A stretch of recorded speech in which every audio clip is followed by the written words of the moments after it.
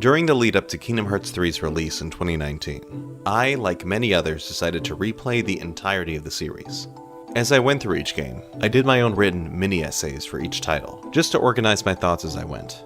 And with the pandemic and lockdown of 2020 giving me some newfound free time, I thought it'd be fun to go back and put these retrospectives to video, to share with some people. At the time when I wrote these, my goal was to capture my thoughts and feelings upon completion of each game, while still keeping everything short and concise. Each of the games have a chapter timestamp in the video, so feel free to skip around if you so desire. And just remember, all of these were written before playing Kingdom Hearts 3. With that being said, let's start with number 1. Kingdom Hearts is easily my favorite game, and one I played numerous times as a kid. I must confess that going into this replay, I was nervous that the game wouldn't be as wonderful as I'd remembered it to be 15 years ago. But I'm happy to say that I was wrong, and I've been pleasantly surprised by how many good things I've gotten to rediscover about it. For one, just what a great underlying game there is here. Kingdom Hearts is fun. It's so damn fun. With all our scrutiny over the years about the overarching story, I feel like we've forgotten how much fun it is to just run around and fight Heartless, to experience all these nostalgic Disney worlds, to explore all the hidden extra content sprinkled throughout. I got so caught up in item synthesis again that I had to remind myself that I was still on a timetable to finish the remaining games, and I can't spend all my time trying to craft the ultimate weapon again. Kingdom Hearts just feels like such a complete, well-rounded product in comparison to many modern AAA games, and playing it again has given me this genuine glee that I haven't felt in many years. As for the story itself, we've always remembered this one as being simpler and more self-contained than later entries, and for the most part that still holds true. Billy Zane's performance as Ansem still gives me chills with his whispering malevolence, but years later I can see he doesn't project the same unstoppable strength that Richard Epcar later brought to the role. Tied to the darkness, soon to be completely eclipsed. There is so very much to learn. Every light must fade. Every heart return to darkness. Your skill with darkness has grown. It has become more mature. You shall sink into the abyss! Each of the imported Final Fantasy characters just feels cursed to disappointment. Take Squall for example. This was a character who was so memorable in his own game, with his iconic design, weapon, stoic attitude. But as Kingdom Hearts' story unfolds, he and the others feel more and more hollow as characters, and very shoehorned within the larger story. Even with these flaws though, the main characters are still what melts your heart and drives you onward to see their story to the end. You can't help but root for these kids, getting thrown into such extraordinary circumstances and seeing their morals and values being tested to the limit. The writing, music, animation, and voice acting all synchronize to create a presentation that's out of this world, and brings to life some of the most likable and sympathetic characters I have ever seen. They steal your hearts away. Kingdom Hearts is already an excellent game, but it is the love and care put into each aspect of its presentation that has rightfully earned it a place in our hearts, and a legacy to last a lifetime.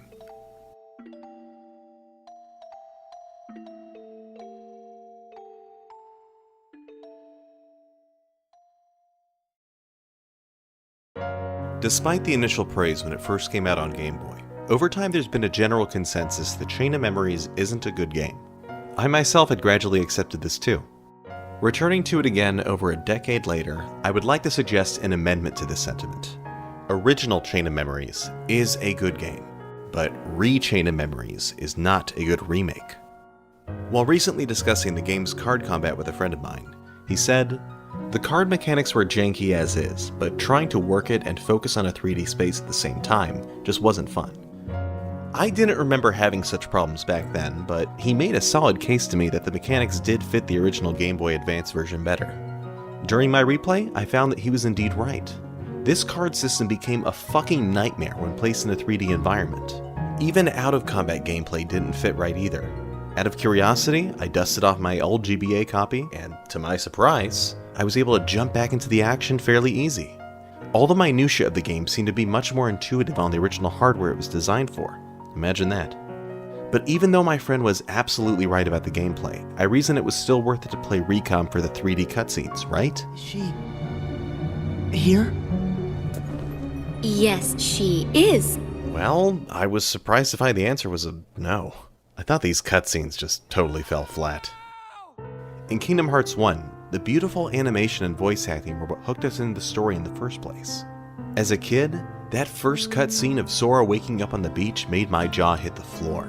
His face and body language were so expressive and well animated. Their dialogue felt written in plain English, and all of it perfectly matched their mouths. With just this first cutscene, these were instantly some of the most believable characters I'd ever seen in a game. With many other Japanese games and anime, I'd gotten used to forgiving a lot of small flaws. Voice acting never fully matching the animations, dialogue being oddly written, and characters striking weird cliched poses. But in KH1, it felt like they'd tailored bits of the animation and dialogue to fit the English, not the other way around. This extra care did a lot to make these characters feel natural to us, and helped us fall in love with them in the first place. In Recom, it feels the other way around. Like the dialogue and voice acting are all constrained by this animation, forced to adapt to fit what's already there. It feels less like an original animation and more like an awkward English dub. What's this? A card? Original Chain of Memories doesn't have these constraints. Sure, it's more low-tech, but it does such a better job properly telling the elements of its complex story. Sora's descent into false memory, Riku's reconciliation of his sins and acceptance of his future, Organization 13's mysterious identity and motive. These are a lot of important moments of the series, and they can't afford to be told haphazardly. This game is meant to serve two purposes. In gameplay, to be an enjoyable spin-off game, and in story, to introduce the player to the concepts and characters of Kingdom Hearts 2, and bridge both games together. And in both respects, the original Chain of Memories is superior, and doesn't deserve to be forgotten.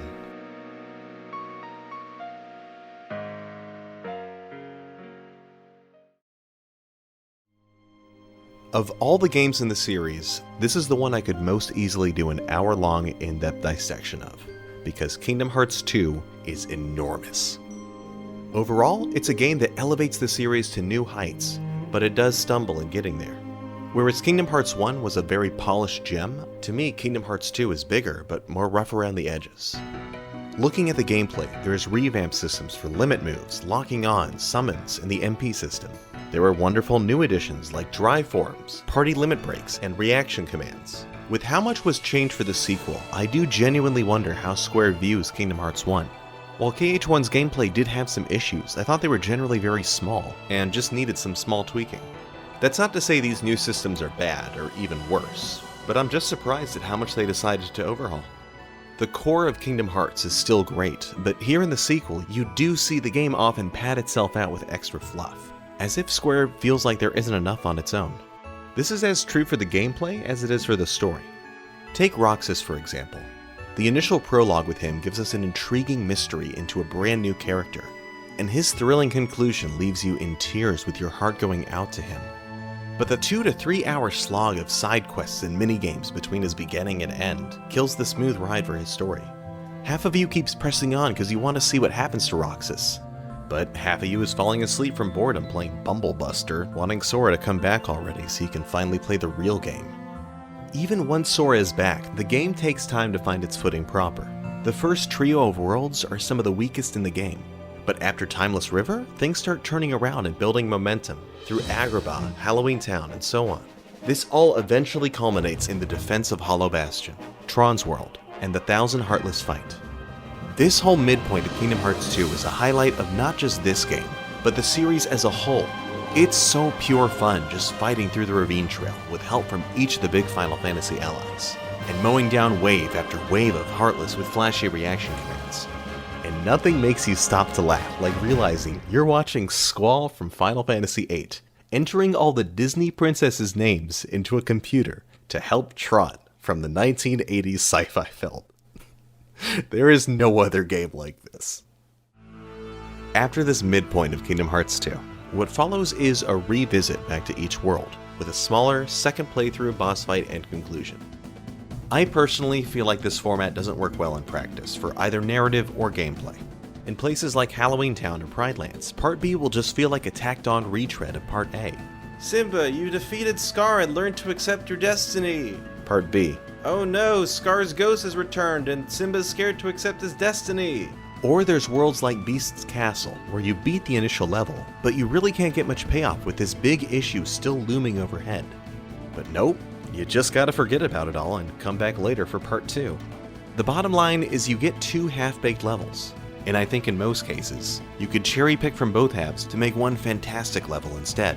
In Mulan's world, Part A is solid besides a boring final boss with Shan Yu. But in Part B, you get this awesome boss fight with this Storm Dragon Heartless.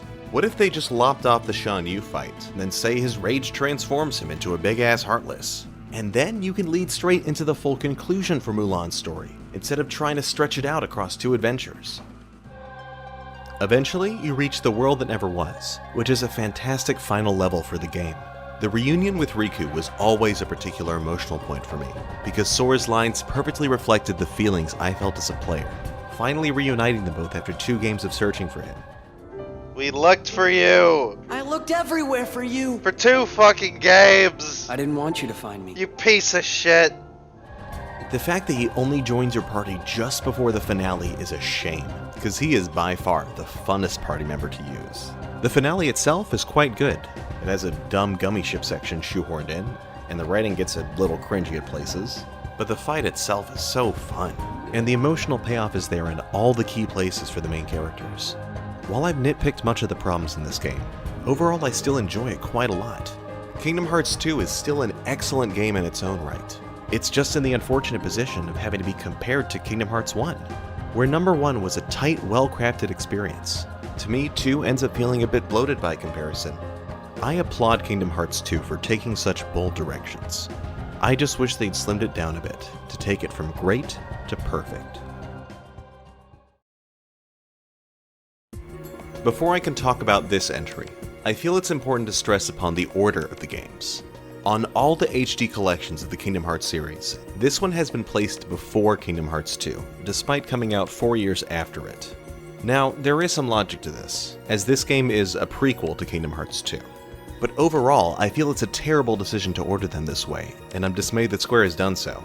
For one, so many chief elements of this game rely upon having played Kingdom Hearts 2 already, such as the revealed identity of each organization member, and what exactly nobodies are.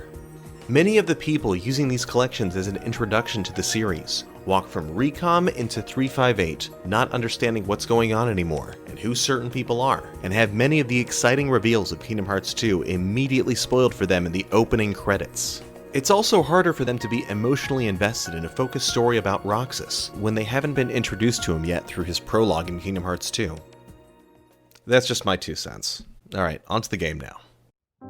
I feel bad for saying this, but much like Xion herself, this game doesn't need to exist.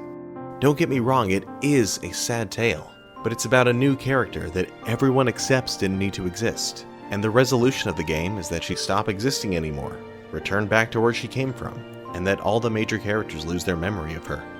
It makes me sad to see a character suffer like this throughout her story, but the world of Kingdom Hearts just isn't that much richer with her there, nor lesser without her. It gives some extra emotional motives for Roxas and Axel, but was that really needed for their stories? Roxas and Axel were already 2 of the most sympathetic characters in the series, even without Xion's existence. At the end of it all, the game is left feeling like a filler chapter that doesn't really accomplish much for the series in general. I started my replay of this game thinking my big takeaway would just be that it shouldn't be played before Kingdom Hearts 2. But now that it's over, I actually wonder if you could skip the game entirely. To be clear, I don't think you should skip it. It's still worth experiencing for anyone curious enough. But for a new fan being introduced to the series, I'd just describe it as being extra.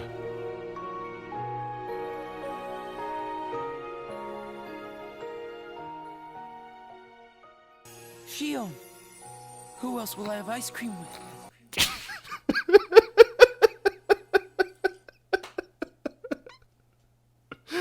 I know that line's supposed to be sad, but I laugh every fucking time. Oh my god.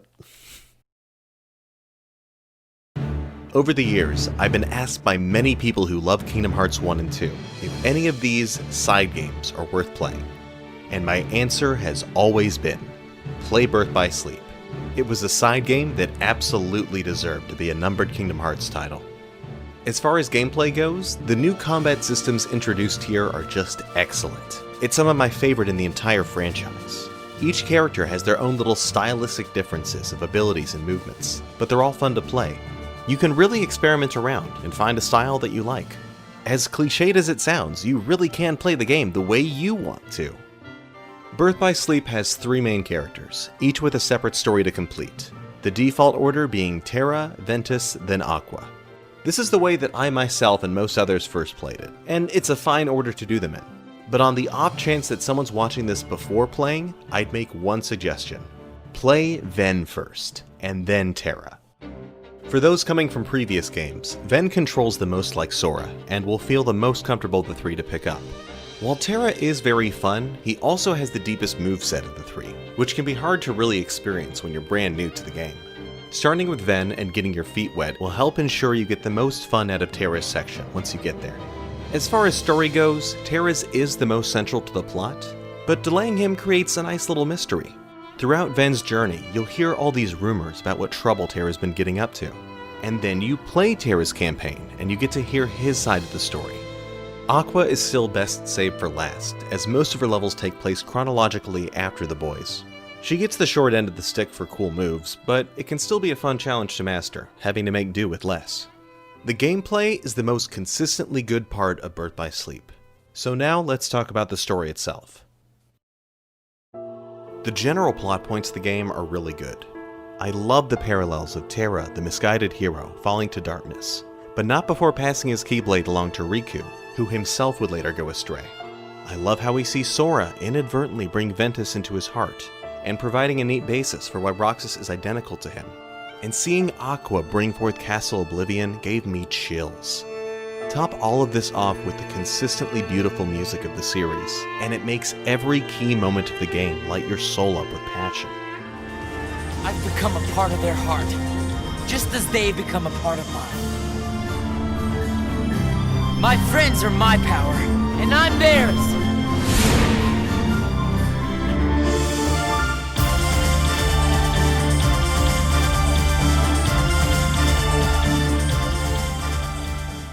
But it's in the individual scenes where the cracks would show for me. A plot point of Hades tricking Terra the same way he later did with Cloud sounds great, but Terra gets so quickly duped within one scene that it's almost comedic. A scene where Aqua meets young Kairi sounds so charming on paper, but the dialogue is so awkwardly paced, and they keep winking to the audience about the fact that it's Kairi. There's light within this girl. You think that's why they attacked her? If you ask me, she must be somebody pretty extraordinary. Yes. I'm quite certain she's someone we're supposed to protect. Kairi. Something tells me I didn't run into her by accident. Yeah, it's Kairi, we get it. In previous games, I think we were able to mentally brush off a lot of strange writing because of the game's strong characters. It didn't matter how silly these concepts were sometimes. The main cast could still sell us on it.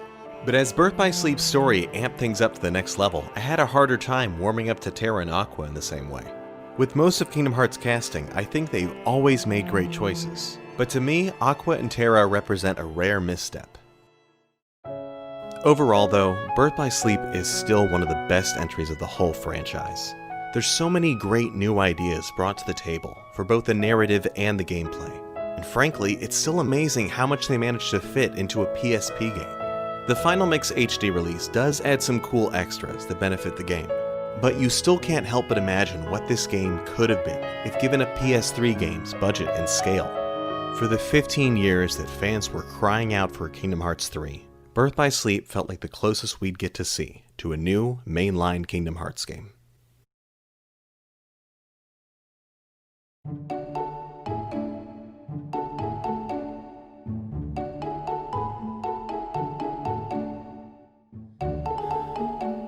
Okay, so this is a game made for mobile phones in Japan, like 10 years ago. Then they remastered it for DS. And now the cutscenes are on the Mega Collections. And the story doesn't matter. You play as Data Sora, replaying worlds from Kingdom Hearts 1. And it's just a simpler version of previous games in the series. Why is this being remastered? What are we really gaining by including this shit, Square Enix? You could have just let this dumb game have been forgotten to time. Just sweep it under the rug. People playing these Mega Collections already have enough games to chew on here. Like, why did you spend the time and money animating all these cutscenes for HD? Like, I played all the previous games. I've seen these fucking worlds 5 times now. I'm serious. I refuse to acknowledge Coded as an actual Kingdom Hearts title. Fuck this game. Here's a fun thought. We waited how many years for Kingdom Hearts 3? Like 15 years? Might have come out a little sooner if they hadn't wasted time making Coded and then remaking these cutscenes for HD. Literally the only thing of value here is the 10-minute secret ending video of Yen Sid talking to Mickey, which sets up the events of the next game, Dream Drop Distance. Just put that video at the start of the next game. Then you're done. Why is this here? God. Kingdom Hearts 3D, Dream Drop Distance. So unlike the previous games of the series, I had never played this one before. When it was released, I was a busy and poor college student. And even after graduating, the idea of shelling out for a new handheld console, just to play one game, was not feasible for me. I shrugged and said I'd get around to it someday, and I never did. You know how it goes. So what that means is that whereas all these previous reviews were retrospectives upon replaying the games, this is the first one on the list I was going into fresh, okay? Now that that's out of the way, I have never been this miserable playing a Kingdom Hearts game before. It's an easy candidate for my least favorite in the series. Gameplay-wise, it reuses parts of Birth by Sleep's command system, but with 2 new additions of Dream Eater pets and Flow Motion, and also a drop system to switch you back and forth between Sora and Riku. I really hated this drop mechanic. I get the designers wanting players to alternate between Sora and Riku to get the full picture of the story, but making forced upon and sudden swaps between them a design feature just always meant that I was awkwardly stopping in the middle of a boss fight with Sora to start the whole level from scratch with Riku. It's like you're working on a project, and right as you're getting deep into it, someone stops you and forces you to go do something else. It's annoying at best and frustrating at worst. The other core feature of the game is Dream Eaters. While I guess they're supposed to be cute, to me they all look like Bizarro creatures with ugly neon vomit color schemes. And I named them all accordingly. I've heard everyone make the comparison of them to Pokemon, and it's hard not to. So much of this game is tethered to creating and raising these damn things, because leveling them gets you all the abilities you want. It's hard to completely ignore them when you play. The last new addition, Flow Motion, was actually really cool. Platforming has always been a bit awkward in Kingdom Hearts. Never bad per se, but never fun either. And with Flow Motion, traversing across levels is now fast and fun, and it gives you way more freedom of movement during combat to pull off some rad moves. If this mechanic ends up being reused in a future game, this is a great test run for it. If anything, I felt like it might have been too strong. From level 1, you're already able to just play the floor is lava across each world, and climbing up any wall you want. In previous games, when I'd finally get Glide, I'd be like, yes, finally! But when I got it here, I was surprised they even put it in. Because why would you ever want to glide slowly when you can just Flow Motion, jump, air straight the distance in half the time? On top of that, Flow Motion attacks don't get interrupted as easily as normal moves do. So it's like for every fight, why not just spam Flow Motion jump plunging attack instead of doing anything else? It all does roughly the same damage too. All in all, the gameplay felt like a mixed bag for me. But in truth, it was the story where I felt Square really dropped the ball. You know, both Sora and Riku have done a lot of growing as characters over the years, but you wouldn't know it from this game. From the first moments, they've reset back to fresh-faced anime shonens again. Sora's the wide-eyed young boy ready to take on the world, and Riku's the sad little emo boy with a troubled past. Sora especially was driving me crazy this game. He's always so overtly upbeat and cheery in every scene. Remember in previous games when he could be angry or depressed? He was a very dynamic character, and now it feels like his arc is just flatlined. And once the adventure starts, Sora constantly forgets he's in a fake world, You have a mysterious hooded figure trying to make him question if all his memories are bogus. You have Ansem trying to sway Riku back to darkness, and it's feeling very Chain of Memories in here right now. I just can't believe this is the same team that made the previous game. The dialogue, the story, the music, the voice acting, everything just feels like such a step down across the board, and the game lacks the charm and the polish that made all these previous titles work. Even further into the game, when pieces of the larger story are being revealed, it still feels very carelessly crafted. People have joked for a while now that Kingdom Hearts' writing has been walking along the edge of fanfiction, and in this game, I think it finally went too far. Like, Axel's a Keyblade wielder? Nobody's actually at Hearts the whole time? Xehanort can time travel? Coded had an actual purpose of the franchise? What the fuck? I'm still not acknowledging that stupid game. I swear to you, I was someone who was perfectly following the story of Kingdom Hearts just fine up till here. But now, I finally feel lost too. Like I said at the start, I didn't have a fun time with this game, and I'm more worried now for the future of the series. We've seen from Birth by Sleep how good these spin-offs can be, but with Dream Drop Distance, they've shown me a new low too. It's clear every single one of these games takes some delicate hands to craft them right, with the crazy stories they always try and tell. I want to hope that this game is just a misstep, and that they'll find their footing again soon after. That the team just had a handful of ideas in mind, and some story beats to hit, and just went on autopilot. Nomura's focus was too split working on Final Fantasy or something. Because the alternative is this is a bad sign of what's to come, and the start of a potential dark turn for the series. We'll just have to see once we get there. 0.2, A Fragmentary Passage. This game was quite a welcome surprise. After such a disappointing playthrough of Dream Drop Distance, I walked in A Fragmentary Passage with my lowest expectations for yet another lousy Kingdom Hearts spin-off game, complete with bizarre title. But what I got instead was a short but sweet breath of fresh air. It's crazy to think about it, but Kingdom Hearts and most of its spin-offs have been operating on the same PS2 infrastructure and graphics for most of its lifespan. So imagine how surreal it felt to start this game and see it finally jump to the modern standard. Because there hadn't been a console entry in so long, Kingdom Hearts essentially leapfrogged the entire PS3 era of graphics right into the PS4 era. I really do see this game as a trial run for the dev team to adjust to all this new tech, as well as a test for the fandom to get used to seeing these characters in next-gen graphics. And honestly, I felt this sense of awe, wandering through these haunted, lamplit streets, and seeing how detailed and moody a Kingdom Hearts world could be now. Walking around in here felt like I was playing on my PS4 for the first time again. Combat, and especially the magic system, is one area that really made use of the modern tech. All the spells felt so flashy and satisfying to use here, and I found myself slinging more spells than ever before in the series. Hell, playing this only made me realize how accepting I'd been of all the older magic systems, where I'd only used Thunder and Cure most of the time because they were just so much better than everything else. But now Fire and Blizzard have so much more punch and extra function, and now it feels much more like every core spell has a defined purpose. With all that, plus a streamlined version of Birth by Sleep's mechanics, and you have a lovely little combat system on your hands. As far as the story goes, it's also kept things short and sweet. The game focuses mainly on Aqua dealing with her growing inner demons, and being stranded in the realm of darkness for what feels like years now. I'm realizing it's very pertinent to be recording this in 2020, by the way. The voice acting of Willa Holland still feels a bit lacking to me, but at no point did it ruin the experience for me. To be honest, the only person ruining my experience with this game was Sora in the epilogue.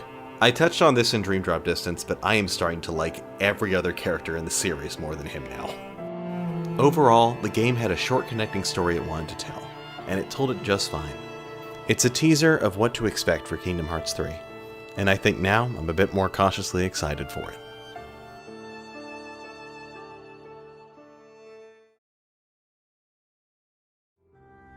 Kingdom Hearts back cover. What the hell did I just watch? Remember all the praise that I had for Square after Fragmentary Passage? This entry shows them immediately back on their bullshit. All I knew about back cover before starting was that it was a prequel to the whole series, and that it had a bunch of people wearing masks. It was somehow connected to that weird Kingdom Hearts web browser game that no one in their right mind should remember. But in watching this movie, it barely explains any of the concepts or characters for the vast majority of people who didn't play that web browser game. And it's just a messy anime drama of whodunit. And with the way this master acts so eccentric and flippant, and with the way most of these foretellers felt more like flimsy character stereotypes than actual people, I think I got more Danganronpa or Zero Escape vibes here than actual Kingdom Hearts vibes. All in all, I just think including this collection of cutscenes just serves no purpose. To the new players jumping into Kingdom Hearts for the first time, this game does nothing but confuse you further about the series. For the people who are sold on the series, back cover does such a poor job explaining its concepts and characters for those wanting to learn about all the expanded lore. The only people this is for those small few who played the web browser game, which isn't fucking included on this collection, and rightly so. This is a prime example to me of something that should have been left out. The story and events that back cover is trying to portray is stuff better left to the imagination, as lore or secret reports to be read about in a future game. But it feels like Square just spent too much time and money creating these scenes to just shelve them. I want this hour of my life back, please.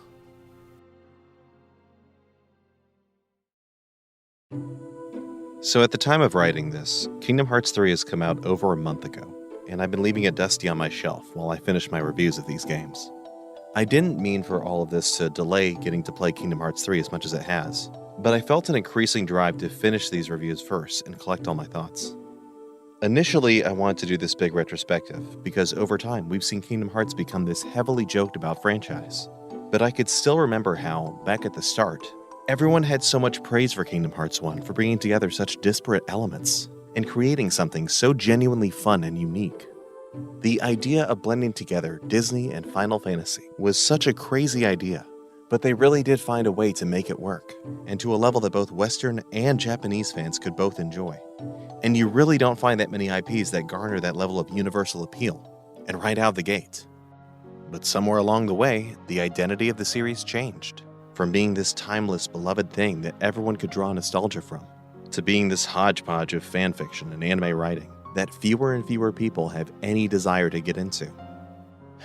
Even the stellar animation that was praised so much in the first game got lost along the way. And especially from a Western perspective, I really noticed the areas where they don't go the extra mile anymore.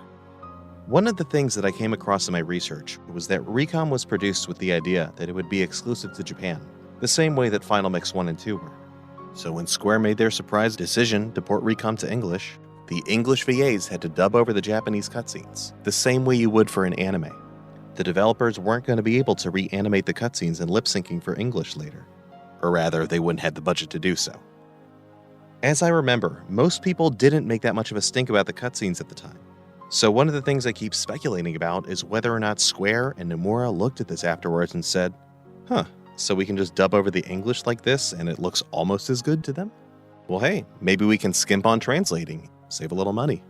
Because even if these kind of anime-esque character animations are more normal over in Japan, they definitely were making a concerted effort to animate them more realistic in Kingdom Hearts 1 and 2. And in the games produced since then, they've been much more lax about that kind of thing. Maybe it's just them treating spin-off games differently, and for the next core title, they'll step up their game again. But after 15 years of spin-off games to tide us over while we wait, the damage has been done, you know? In fact, I'd say the franchise feels more and more mismanaged over the years. I know our perception of Tetsuya Nomura as a director has definitely changed. It feels especially clear that he doesn't know how to just bury a game. Coded and Union were both strange projects, but they could have just been forgotten to time if they didn't keep dredging them back up with these deluxe versions. Stop trying to polish a turd. Just let the phone game stay a simple phone game. But no, apparently we have to preserve them, because everything with the Kingdom Hearts logo on it is required to connect to the broader story in some important way. We can't just let a spin-off game be its own thing. Ultimately, I wonder if it's a George Lucas situation, where he's been given too much creative freedom as a director to do whatever weird Nomura things he wants to do, with not enough people around him to tell him no. Since I'm wrapping up this retrospective, I want to highlight two things that I never found a good time to mention. While the games themselves have been very up and down over the years, Yoko Shimomura's music has always been a consistent hit. Whether it's inventing a new theme for a new world or character, or having to put a new spin on the same melody for the 11th time, she always knocks it out of the park so well. A couple of times they brought in some additional composers to make the workload easier, but none of their work has felt equal to her level. The series is so lucky to have her. Secondly, Jesse McCartney has been killing it since day one, and has transitioned into voice acting so damn well. No matter how cheesy the dialogue gets, this man can sell every line of it. Even that silly fucking ice cream line. Going into Kingdom Hearts 3, I think I'm just ready for the series to be over. I still dearly love the core games of the series, but I'm just ready to see how this journey concludes. Sora's growth as a main character has really felt stunted these last couple games, despite going through so much heavy shit. It'd be great to see how it's actually changed him, and how his story will end, if it even does end. I'm sure that people will say that I'm too emotionally invested in a game series for children, but Kingdom Hearts really is a strange beast. They've been stringing their fans along in this story for 18 years, while treating the audience like they're still 12. People have now been growing up with these games.